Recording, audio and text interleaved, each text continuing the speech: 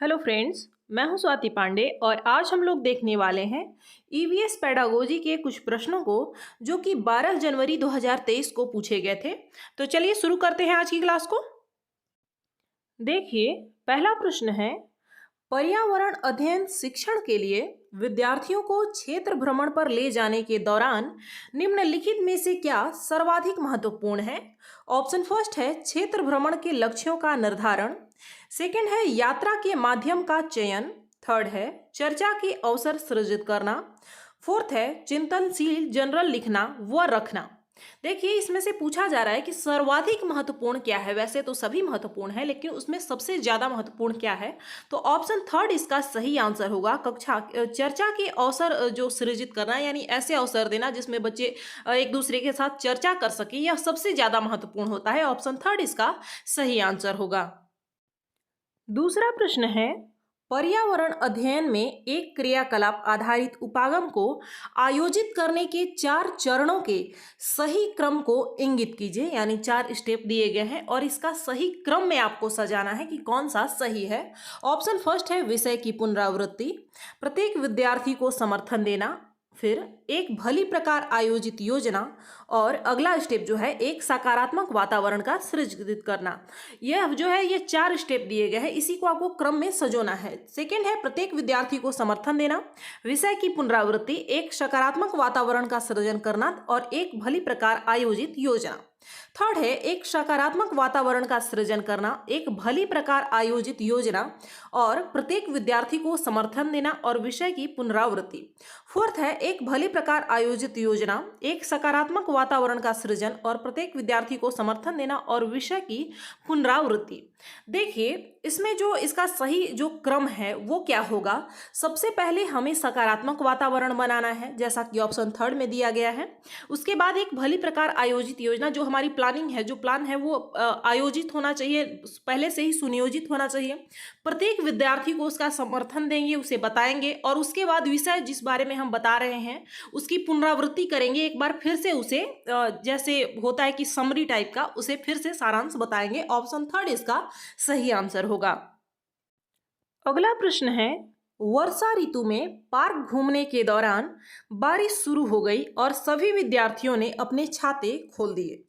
रिया ने पूछा, यदि पौधे बारिश में गीले हो गए तो क्या उन्हें सर्दी नहीं लगेगी। एक लड़की है रिया, जिसने उनसे पूछा कि अगर पौधे जो हैं वो बारिश में गीले हो रहे हैं तो क्या उन्हें सर्दी नहीं लगेगी। उसके अध्यापक को क्या करना चाहिए। ऑप्शन फर्स्ट है विद्यार्थियों से कहना चाहिए कि हमारी तरह पौधों को विषाणुओं से जुकाम लग सकता है। बी है विद्यार्थियों से कहना चाहिए कि पौधे विषाणुओं से प्रभावित नहीं होते हैं। सी है विद्यार्थियों से पूछना चाहिए कि वे पौधों को जुकाम लगने से कैसे बचा सकते हैं। डी है सभी विद्यार्थियों से पूछना चाहिए कि वे रिया के प्रश्न के बारे में क्या सोचते हैं। देखिए, जब भी कोई ऐसा प्रश्न हो, जब भी जहां भी कोई बच्चा प्रश्न करे, तो उसे सीधे हम यह नहीं कह सकते हैं कि ऐसा होता है या नहीं होता है। उसे पहले खुद से सोचने का, किसी भी विषय पर चर्चा करने का अवसर प्रदान करना चाहिए, ताकि वह सामान्य रूप से अपने सोच के द्वारा ज्ञान का निर्माण करते हुए निष्कर्ष पर पहुंचे। तो हमें सीधे कोई भी कथन कहने से बचना चाहिए। ऑप्शन ए और बी नहीं होगा। सी है कि विद्यार्थियों से पूछना चाहिए कि वे पौधों को जुकाम लगने से कैसे बचा सकते हैं। तो प्रत्येक विद्यार्थी का अपना अलग अलग विचार होगा कि वो खुद ही बताएंगे कि पौधों को जुकाम लग सकती है, सर्दी हो सकती है या नहीं हो सकती है, यह भी बताएंगे। साथ ही विद्यार्थियों से जब यह प्रश्न पूछा जाएगा कि क्या वो अभी रिया की तरह सोचते हैं, तो सभी अपना अपना विचार प्रदान करेंगे, अपना अपना मत प्रदान करेंगे। इसलिए ऑप्शन सी और डी सही है, जो कि ऑप्शन थर्ड में दिया गया है। अगला प्रश्न है, पर्यावरण अध्ययन में सहयोगी अधिगम उपागम है। ऑप्शन फर्स्ट है समूहों में व्यक्तिगत क्रियाकलापों के मान में वृद्धि, सेकंड है सामूहिक कार्यों के लिए विषयों के मान में वृद्धि, थर्ड है समूह के क्रियाकलापों के मान में वृद्धि, फोर्थ है समूहों में शिक्षक के मान में वृद्धि। इसमें से किस चीज की वृद्धि करेंगे। अगर आपको सहयोगी अधिगम, यानी ऐसा अधिगम जिसमें बच्चे आपस में समूह में चर्चा कर रहे हो, इसको अगर आपको बढ़ावा देना है तो आप किसके मान में वृद्धि करेंगे। क्या आप व्यक्तिगत यानी इंडिविजुअल जो एक्टिविटी होता है उसमें वृद्धि करेंगे, या फिर आप विषय को बढ़ा देंगे, या फिर आप विषयों की संख्या में वृद्धि करेंगे, क्रियाकलाप की संख्या में वृद्धि करेंगे, या फिर शिक्षक के संख्या में, में वृद्धि करेंगे? आप क्या करेंगे, यही पूछा जा रहा है। देखिए, प्रीवियस ईयर क्वेश्चन पेपर को सॉल्व करने का मतलब ये नहीं होता है कि आपसे सीटेट में बस वही प्रश्न पूछा जाएगा हूबहू। नहीं, ऐसा बिल्कुल भी नहीं है। संभावना है कि दूसरा प्रश्न भी पूछा जा सकता है, लेकिन अगर आप इस तरह के प्रश्नों को ज्यादा से ज्यादा अभ्यास कर लेते हैं तो आपको पता हो जाता है कि कौन सा आंसर सही होगा, कौन सा गलत होगा, गलत को कैसे अलग करना है, सही कौन सा हो सकता है, कैसे हम जान सकते हैं कि क्या सही है। तो इस चीज की क्षमता आपके अंदर आ जाती है। देखिए, इसके लिए हमें क्या करना होगा, सहयोगी अधिगम को कैसे बढ़ावा दे सकते हैं? जब हम समूह में किए जाने वाले जो भी एक्टिविटी हैं, जो भी क्रियाकलाप हैं, उसके मान में वृद्धि करेंगे। विषयों से उसे कोई मतलब नहीं है। ऐसे क्रियाकलाप को बढ़ावा देंगे जो कि समूह में ही किया जा सकता है, बच्चे एक साथ मिल बैठकर सीख सकें। इसलिए ऑप्शन थर्ड इसका सही आंसर होगा। समूह के क्रियाकलापों के मान में हम लोग वृद्धि करेंगे। अगला प्रश्न है, रिद्धि स्वतंत्रता दिवस पर रंगोली बनाने के लिए कक्षा 5 की छात्राओं का चयन करती है। प्रधानाध्यापक उसे इस गतिविधि के लिए कुछ छात्रों का भी चयन करने को कहते हैं। प्रधानाध्यापक प्राथमिक स्तर पर निम्नलिखित में से कौन सी पर्यावरण अध्ययन पाठ्यचर्या अपेक्षा को संबोधित कर रहे हैं? ऑप्शन फर्स्ट है विविध अनुभवों के माध्यम से परिवेश के बारे में जागरूकता उत्पन्न करना। सेकंड है परिवेश के साथ अंतःक्रिया के माध्यम से प्रक्रिया कौशलों का विकास करना। थर्ड है प्राकृतिक, भौतिक और मानव संसाधनों के प्रति संवेदनशीलता विकसित करना। और फोर्थ है समानता, न्याय तथा मानवीय गरिमा से संबंधित मुद्दों की पहचान करना। इसमें कोई भी ऑप्शन आपको नेगेटिव नजर नहीं आ रहा होगा। क्यों? इसके लिए क्या जरूरी है, आप सबसे पहले प्रश्न को ठीक से पढ़ें। रिद्धि जो है वह रंगोली बनाने के लिए केवल छात्राओं का चयन करती है, जबकि प्रधानाध्यापक जो उसके हैं, उन्होंने कुछ छात्रों का भी, यानी उन्होंने छात्रों का भी चयन करने के लिए कहा, क्योंकि केवल छात्राओं को ही बढ़ावा नहीं दिया जाना चाहिए। जहां भी आप भेदभाव करेंगे, जरूरी नहीं है कि आप लड़कियों को बहुत ज़्यादा ऊपर बढ़ाएं और लड़कों को अगर कमतर आंक रहे हैं, तो यह भी सही नहीं है, बल्कि समानता होनी चाहिए। तो इसमें क्या है, समानता और न्याय, मानवीय गरिमा से संबंधित मुद्दे की पहचान है। यानी कोई भी एक विषय किसी एक जेंडर की पहचान न बन जाए। ऐसा नहीं है कि रंगोली केवल छात्राएं ही कर सकती हैं, छात्र नहीं कर सकते। फुटबॉल केवल लड़के ही खेल सकते हैं, लड़कियां नहीं खेल सकती। इसलिए समानता को बढ़ावा देना है। ऑप्शन फोर्थ इसका सही आंसर होगा। अगला प्रश्न है, पर्यावरण अध्ययन में सृजनात्मक अभिव्यक्ति। ऑप्शन फर्स्ट है संभव नहीं है। सेकंड है शिक्षार्थियों पर निर्भर है। थर्ड है नवाचार के लिए आवश्यक है। और फोर्थ है समय नष्ट करती है। सृजनात्मक अभिव्यक्ति कभी भी समय नष्ट नहीं करती, हमें यह करना होता है। साथ ही हम यह नहीं कह सकते कि संभव नहीं है, हमें संभव बनाना है। इसलिए ऑप्शन थर्ड इसका सही आंसर होगा। नवाचार के लिए, यानी नए नए विचारों के लिए, नए तरीके से सीखने के लिए यह आवश्यक है। ऑप्शन थर्ड इसका सही आंसर है। अगला प्रश्न है, वह प्रक्रम जो शिक्षार्थियों को जो उन्होंने सीखा है का प्रयोग और अभ्यास करने की अनुमति देता है, वह है। ऑप्शन फर्स्ट है प्रश्नावली प्रक्रम। सेकंड है अवलोकन प्रक्रम। थर्ड है परियोजना प्रक्रम। और फोर्थ है प्रायोगिक प्रक्रम। प्रक्रम का मतलब विधि भी आप ले सकते हैं। यहां पर कहा जा रहा है कि जो उन्होंने पहले सीखा है उसी का प्रयोग और अभ्यास करने की अनुमति देता है। तो इसलिए ऑप्शन थर्ड इसका सही आंसर होगा। यह क्या है, जो प्रोजेक्ट मेथड कह सकते हैं इसे हम। प्रायोगिक नहीं हो सकता है, क्योंकि प्रायोगिक में हमने जो पहले सीखा है हम उस पर प्रयोग नहीं करते, बल्कि नई चीजों पर प्रयोग करते हैं। लेकिन परियोजना में क्या होता है, जो हमने सीखा है पहले उसी का हम लोग अभ्यास करते हैं और उसी को बार बार करते हैं। ऑप्शन थर्ड इसका सही आंसर है। अगला प्रश्न है, सीखना एक सतत प्रक्रिया है। पर्यावरण अध्ययन विषय में सीखने के लिए निम्नलिखित में से क्या सर्वाधिक महत्वपूर्ण है? ऑप्शन ए है शिक्षक से बातचीत, बी है पाठ्यपुस्तक व पठन सामग्री, सी है सीखने के दौरान हुए अनुभव, और डी है क्रियाकलाप के दौरान अंतःक्रिया। अब इसमें से खुद से देखना है कि क्या हमें सबसे ज्यादा महत्वपूर्ण लग रहा है। तो हम लर्निंग में अनुभव को, यानी एक्सपीरियंस को अलग नहीं कर सकते। कोई भी एक्टिविटी है उसमें जो इंटरेक्शन है बच्चों का, उसे भी अलग नहीं कर सकते। डी भी इसमें महत्वपूर्ण है। यह जरूरी नहीं है कि पाठ्यपुस्तक और पठन सामग्री जरूरी नहीं है, यह भी है। लेकिन हम लोग देखेंगे कि क्या ऐसा कोई ऑप्शन है जिसमें ये चारों ही ऑप्शन हो, तो नहीं है। इसलिए ऑप्शन सी और डी सबसे ज्यादा महत्वपूर्ण है। हम यह कह सकते हैं ऑप्शन फोर्थ इसका सही आंसर होगा, क्योंकि इसमें भी सबसे ज्यादा महत्वपूर्ण पूछा गया है। तो हमें ऐसा देखना है जो कि जिसे हम अलग नहीं कर सकते। ए और बी को हम अलग कर सकते हैं, लेकिन सी और डी को हटाकर हमारा ऑप्शन सही नहीं हो सकता। इसलिए सी और डी इसका सही आंसर होगा। अगला प्रश्न है, पर्यावरण अध्ययन के शिक्षण अधिगम के शैक्षणिक उपागम को अधिग्रहण करना चाहिए। ऑप्शन फर्स्ट है अज्ञात से ज्ञात उपागम, सेकेंड है अल्प अज्ञात से अल्प ज्ञात उपागम, थर्ड है ज्ञात से अज्ञात उपागम, फोर्थ है अल्प ज्ञात से अल्प अज्ञात उपागम। इसमें जो भी अप्रोच की बात की जा रही है कि कौन सा हमें यूज करना चाहिए शिक्षण अधिगम के दौरान, तो वह है हमारा ऑप्शन थर्ड। हम लोग ज्ञात से अज्ञात की ओर बढ़ते हैं। यह शिक्षण सूत्र है कि ज्ञात से यानी ऐसी चीजों से जो जिसे बच्चा पहले से जानता हो उसे आधार बनाकर हम नए ज्ञान का सृजन करते हैं, यानी अज्ञात चीजों को पढ़ाते हैं, अज्ञात चीजों की ओर बढ़ते हैं। ऑप्शन थर्ड इसका सही आंसर होगा। प्रश्न संख्या 10 है, पर्यावरण अध्ययन विषय में विद्यालय आधारित आकलन हेतु निम्नलिखित में से कौन से आकलन उपकरण सर्वाधिक उपयुक्त होंगे? ऑप्शन फर्स्ट है पेपर और पेंसिल परीक्षण, बी है समूह कार्य, सी है निष्पादन परीक्षण, डी है परियोजना कार्य।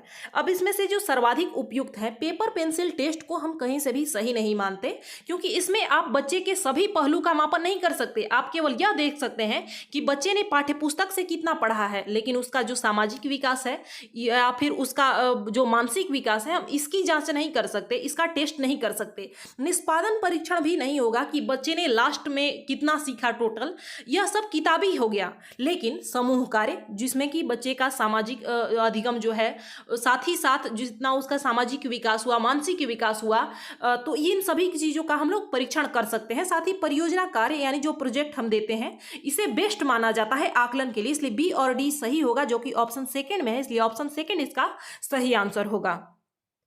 अगला प्रश्न है, पर्यावरण अध्ययन के शिक्षक की भूमिका सर्वोत्तम रूप से समझाई गई है। ऑप्शन फर्स्ट है ज्ञान के प्रदाता के रूप में, सेकेंड है ज्ञान के दाता के रूप में, थर्ड है ज्ञान के सुगमकर्ता के रूप में, और फोर्थ है ज्ञान के सृजनकर्ता के रूप में। तो देखिए, शिक्षक की जो भूमिका होती है वो ज्ञान के दाता के रूप में नहीं है कि आप बच्चे जो हैं वो कम जानकार हैं और आप उन्हें ज्ञान दे रहे हैं, ऐसा कुछ भी नहीं है। आप सुगमकर्ता के रूप में, शिक्षक की जो भूमिका होती है सुगमकर्ता के रूप में होती है। बच्चों को ऐसा वातावरण उपलब्ध कराना है जिसमें बच्चे अपने सहज रूप से खुद ही अपने ज्ञान का सृजन कर सकें। आप सुगमकर्ता हैं, इसलिए ऑप्शन थर्ड इसका सही आंसर होगा। अगला प्रश्न है, निम्नलिखित में से कौन से घटकों का समावेश पर्यावरण अध्ययन पाठ्यक्रम को संरचित करते समय आवश्यक रूप से किया जाना चाहिए? ऑप्शन ए है उदाहरणों सहित प्रमुख संप्रत्ययों की व्याख्या, बी है बच्चों की स्वाभाविक जिज्ञासा से संबंधित प्रश्न, सी है ज्ञान को बच्चों के जीवन से जोड़ना, डी है सांस्कृतिक सामाजिक विभिन्नता का समावेश, और ई है प्रमुख संप्रत्ययों से संबंधित गतिविधियों एवं संसाधन। इसमें किस चीज को आवश्यक रूप से शामिल किया जाना चाहिए, यह आपसे पूछा जा रहा है। किसी उदाहरण के सहित प्रमुख संप्रत्यय, जो भी प्रमुख संप्रत्यय है, जो भी प्रमुख टॉपिक है, उसकी केवल व्याख्या की बात नहीं कर सकते, इसलिए ऑप्शन ए इसमें गलत है। साथ ही जो बच्चों की स्वाभाविक जिज्ञासा है, जो उनमें क्यूरियोसिटी है, उसके बेस पर वो कौन से प्रश्न कर सकते हैं, यह होना ही चाहिए। ज्ञान को बच्चों के जीवन से जुड़ा हुआ होना चाहिए। ये नहीं है कि बच्चे जिसे जानते ही नहीं है बस केवल उसमें व्याख्या हमने भर दी है, तो ऐसा नहीं होना चाहिए। ऑप्शन जो सी है यह भी सही है। साथ ही सांस्कृतिक सामाजिक विभिन्नता, क्योंकि बच्चे एक ही समाज से, एक ही संस्कृति से नहीं आए हुए होते, तो उस विभिन्नता को भी उसमें समावेशित किया जाना चाहिए। ऑप्शन सी भी सही है, डी भी सही है। लेकिन प्रमुख संप्रत्ययों से संबंधित, केवल मुख्य संप्रत्यय जो है उसी से संबंधित गतिविधि हो, ऐसा हम नहीं कह सकते, बल्कि जितने भी कॉन्सेप्ट हैं उन सभी से संबंधित गतिविधि होने चाहिए। ऑप्शन ई भी हमारा गलत है, यानी कि बी सी डी जो कि ऑप्शन सेकंड में है, यह हमारा सही आंसर होगा। अगला प्रश्न है, साधन जो प्रेक्षण के लिए प्रयुक्त किए जा सकते हैं सम्मिलित करते हैं। ऑप्शन फर्स्ट है वृतांत अभिलेख, सेकंड है श्यामपट्ट, थर्ड है कार्यपत्र, और फोर्थ है पाठ्यपुस्तक। कार्यपत्र का मतलब होता है जैसे वर्कशीट हो गया, श्यामपट्ट यानी कि ब्लैक बोर्ड। यहाँ पर पूछा जा रहा है प्रेक्षण, यहाँ पर जो शब्द आया प्रेक्षण का मतलब है अवलोकन या ऑब्जर्वेशन करना, तो इसके लिए यानी अवलोकन के लिए प्रयुक्त किया जा सकते। अवलोकन क्या होता है? जिसे हम लोग देखकर, जिसके बेस पर देखकर किसी भी चीजों का जब समावेश करते हैं, सम्मिलित करते हैं, वही है हमारा प्रेक्षण या अवलोकन।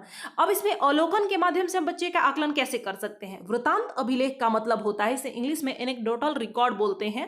तो इसका जो इंग्लिश मीनिंग अब अगर आप लोग याद रखेंगे तो ज़्यादा अच्छा होगा, क्योंकि हिंदी में इसका नाम कई प्रकार से इसमें परिवर्तन किए जाते हैं, जो कि याद रखना और समझना बहुत मुश्किल है। और जहाँ कहीं भी प्रश्न में आप ऐसे प्रश्नों में फंसेंगे, आप सबसे पहले उसका जो इंग्लिश में भी क्वेश्चन क्योंकि वहाँ पर दिया हुआ होता है, तो आप वहाँ जाकर देखें कि आखिर क्या कहा जा रहा है। इसका जो सही आंसर होगा वो है हमारा ऑप्शन फर्स्ट, वृतांत अभिलेख यानी एनेक्डोटल रिकॉर्ड को जो है वो ऑब्जर्वेशन के लिए प्रयुक्त किया जा सकता है, यानी अवलोकन के लिए प्रयुक्त किया जा सकता है। ऑप्शन फर्स्ट इसका सही आंसर है। अगला प्रश्न है, अनाया ने चींटियों को एक मरे हुए कनखुजरे को ले जाते हुए देखा। जैसा कि आप भी देखते होंगे कि कोई एक बड़ा सा कीड़ा होता है और जब वो मर जाता है तो बहुत सारी चींटियां उसे खींचकर ले जा रही होती हैं। इस आधार पर उसने यह निष्कर्ष निकाला कि चींटियां बहुत ताकतवर होती हैं और छोटी होने पर भी वे बड़े जानवरों को ले जा सकती हैं। इस सामान्यीकरण तक पहुंचने में अनाया द्वारा निम्नलिखित पर्यावरण अध्ययन के प्रक्रिया कौशलों में से किन कौशलों की सम्मिलित किया गया है, यानी किस कौशल को सम्मिलित करके उसने यह निष्कर्ष निकाला है।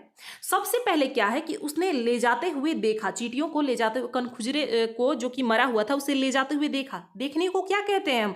देखने को अवलोकन कहते हैं, तो यह भी होगा। साथ ही बी दिया गया है भविष्यवाणी। अब यहाँ पर अनाया ने बस ऐसे ही भविष्यवाणी नहीं कर दी है, बल्कि चीजों को देखकर उसका निष्कर्ष निकाला है, इसलिए भविष्यवाणी नहीं होगी। सी है अनुमान, क्योंकि उसने अनुमान भी लगाया है कि अगर वह कनखुजरे को, यानी कि जो उससे बड़ा है उसे भी ले जा सकता है, तो यानी उससे भी जो बड़ा होगा, यानी कनखुजरे से भी बड़ा अगर कीड़ा अगर मर जाए तो उसे भी चींटियां खींचकर ले जा सकती हैं, तो अनुमान भी होगा। अब डी है प्रयोग। यहाँ पर अनाया ने कोई एक्सपेरिमेंट नहीं किया है, कोई प्रयोग नहीं किया है, बल्कि जो उसने अवलोकन किया है, जो उसने देखा है, उसके आधार पर वह निष्कर्ष निकाल रही है, तो ऑप्शन डी भी इसमें नहीं होगा। लेकिन निष्कर्ष उसने निकाला है कि हाँ ऐसा हो सकता है, चींटी जो होती है वो छोटी होने के बावजूद भी बड़े जानवरों को ले जा सकती है। यह निष्कर्ष, यह कंक्लूजन उसने निकाला है, इसलिए ई भी इसमें सही होगा। इसलिए ए सी ई जो है, जो कि ऑप्शन फोर्थ में दिया गया है, इसका सही आंसर होगा। अगला और अंतिम प्रश्न है, निम्नलिखित में से कौन सी विद्यालय आधारित आकलन की प्रकृति की सर्वोत्तम व्याख्या है? ऑप्शन फर्स्ट है परिमाणात्मक आकलन, सेकंड है निर्देशात्मक आकलन, थर्ड है वर्णनात्मक आकलन और फोर्थ है रचनात्मक आकलन। परिमाणात्मक आकलन जो है वो अंक संबंधित होता है, निर्देशात्मक आकलन केवल निर्देश के आधार पर हम आकलन कर रहे हैं, वर्णनात्मक आकलन में क्या होता है कि हम केवल व्याख्या की गई चीज़ों को, यानी कि जो बच्चे ने अपने बुक में लिखा है, जो अपने नोटबुक में लिखा है, उसके आधार पर अगर हम केवल उसका आकलन कर रहे हैं तो यह भी सही नहीं होता है। रचनात्मक आकलन यानी जहां पर क्रिएटिविटी होती है उसे हम लोग सही मानते हैं। ऑप्शन फोर्थ इसका सही आंसर होगा। तो फ्रेंड्स, ये थे आपके 15 प्रश्न जो कि 12 जनवरी 2023 को पूछे गए थे ईवीएस पेडागोजी में। तो बस आज की क्लास में इतना ही, मिलते हैं अगली क्लास में। धन्यवाद।